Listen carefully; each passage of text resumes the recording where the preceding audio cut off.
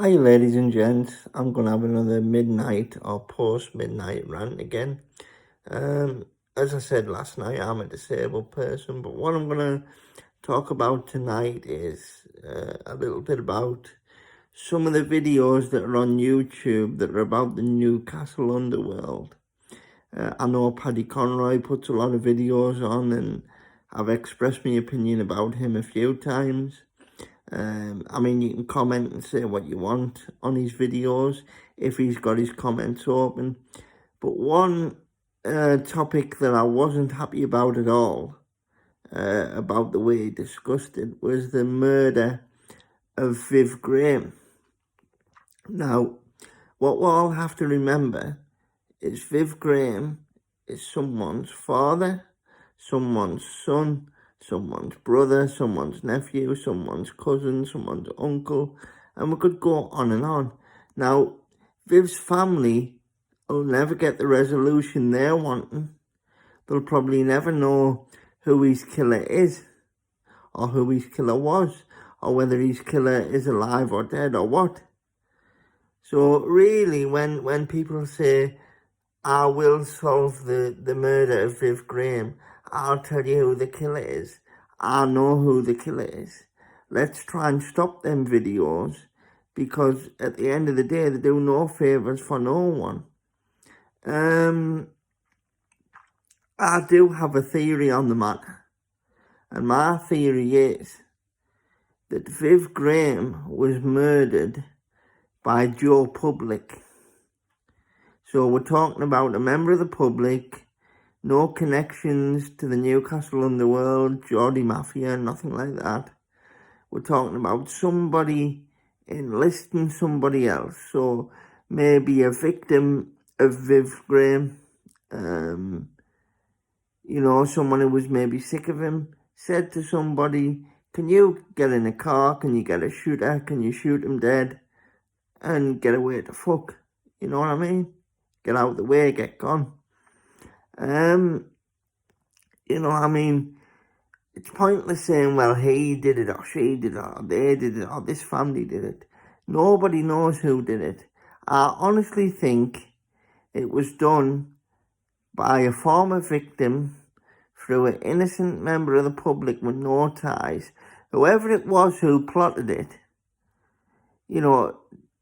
I don't think they were connected to the underworld. I just think there was someone who he picked on, or someone who he battered, or somebody like that.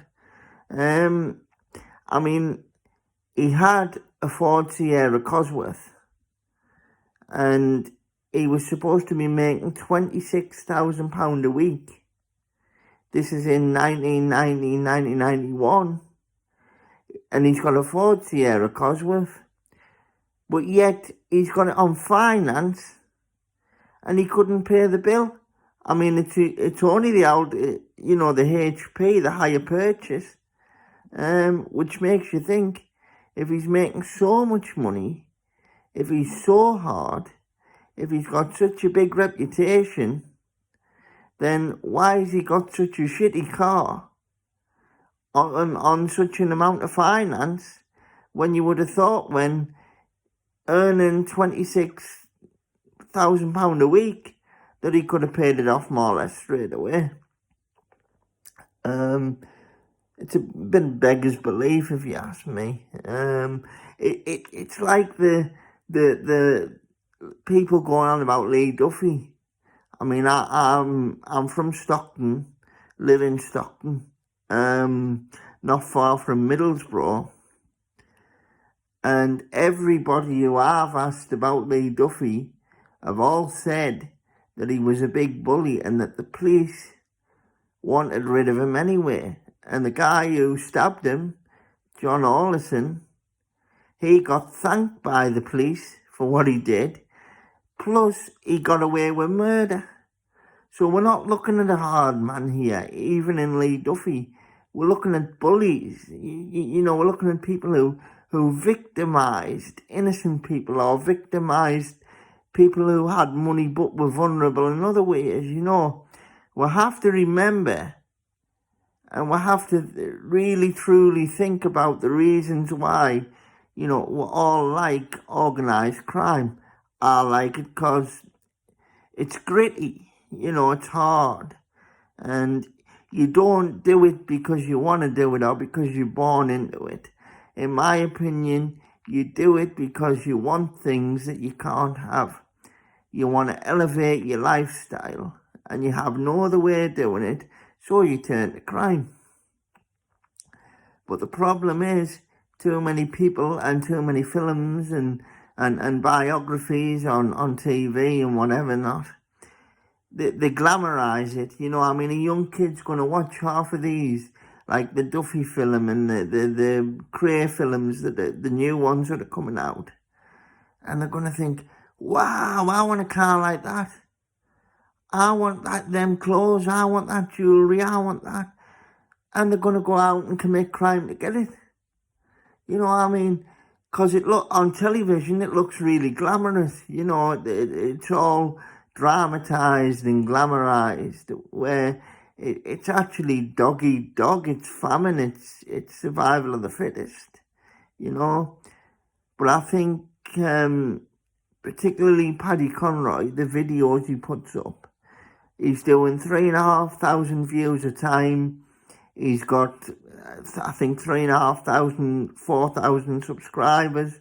So he's probably getting monetization for the channel.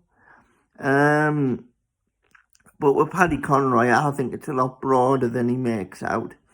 I think somebody's controlling him, somebody's pulling the strings, telling him what he can say, when he can say it, and how he should say it. And I don't think he's the one profiting from the YouTube channel at all. I've only got 8 subscribers. You can subscribe if you want, you don't have to. I don't go on YouTube for my subscription base. I go on to interact, to reach a wider audience. You don't have to like videos. You can dislike them. You don't have to leave a comment, but you can leave a comment. I don't turn my comments off. Obviously, the more views, the merrier. And if I got to a point where, I was eligible for monetization, then obviously that would be brilliant. But it's certainly not my God, you know what I mean? It's certainly not a long-term goal of mine. What will be, will be. I'm more about integrity, to be honest with you. And really, that's all I have to say about that. So, Mr. Paddy Conroy, can you please stop putting these videos on about the conspiracies against you, about Viv Graham? I think people are getting sick of them. It seems to be the same amount of people, the same 3,500, 4,000 people listening to them all the time. Have you got no better to do? Do you have to listen to Paddy Conroy? Do you have to listen to all the other ones? Just rant on about whatever they want to rant on about. Oh, so-and-so did this, so-and-so did that. Gangsters don't do that. Stop it.